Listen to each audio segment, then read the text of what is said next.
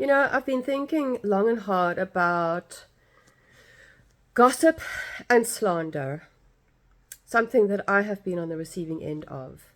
But it's not only gossip and slander, it's also deception and lies. Very greatly so.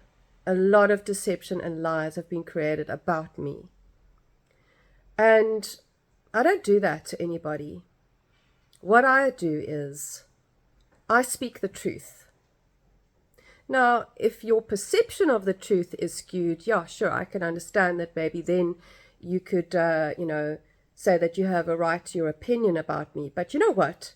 There is a difference, because if you don't have evidence of what you are saying about something, a situation or an event, or something you've been accused of, if you don't have evidence of either the fact of the truth or the to dispel the so-called assertion made about you, there is a difference. And that is why, me speaking the truth, it's not necessarily to harm anybody, but I speak the truth because it exposes something that possibly needs to be addressed. There needs to be some kind of a healing. And ultimately, the result from when I speak the truth is what I desire is for transformation of a situation, healing and transformation to have a positive result. And that's the difference between gossip and slandering someone. What is the intention behind the information that you are parting with about another human being to others? Are you seeking to character assassinate them? Are you seeking to murder their character?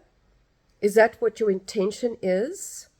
So when somebody comes to you with information about someone, ask them, what is your intention behind telling me this about this person? Are you seeking to connect with me on a level where we can talk about this human being and see how we can help them if they need help? Do they need some healing? Do we need to shine a light on something? Or are you coming to me with this information because you want me to have a distorted view about this human being? Is it because you want me to look at them in a light that diminishes who they are? That is the difference between gossip and slander and speaking the truth.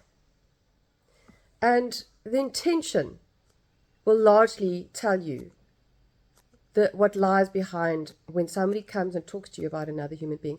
I hate talking about people. I don't talk about people. The only time I find myself talking about people is when I have been accused of things, like when I've been, a huge smear campaign launched against me. Then I find myself talking about people. But if this smear campaign wasn't going on about me, I would not be talking about people. I don't like talking about people. I don't like talking about the mistakes that they've made and their past and hold it against them and judge them. I do not judge people. That's God's job. God is the only one who can judge us. If I have ever raised something about someone, it's to shine a light on something about them that they possibly need to admit to themselves.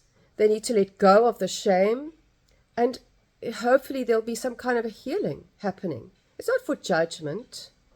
It's to identify where there is a need for healing and transformation. And that's what we're here for. We're here on this earth to learn something and maybe part with some knowledge to others and teach others also about God and how forgiving and merciful God is. It doesn't matter how deep in the depths of Satan's, pit you have fallen and how evil you are and the things that you've done. You can at any moment redeem yourself. Ask for forgiveness. Repent. Change your ways. And that's what we're meant to do. We're meant to save as many of God's children as we can. Not persecute each other, not condemn each other, harm each other, destroy each other. That's never my intention. It's to shine a light on where there is, there is evil at play. There's Satan working through people. We're not up against people. We're not fighting people. We're fighting Satan and his demons.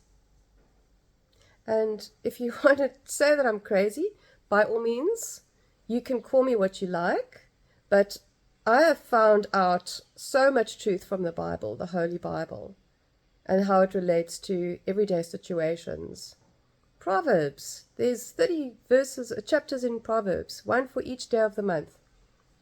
Start with Proverbs. A lot of wisdom there. Also about how to run your business, how to conduct yourself socially, etc. Start with Proverbs, somewhere in the middle of the book, towards the end, part of the New Testament. Go there and learn some truths about how to live your life.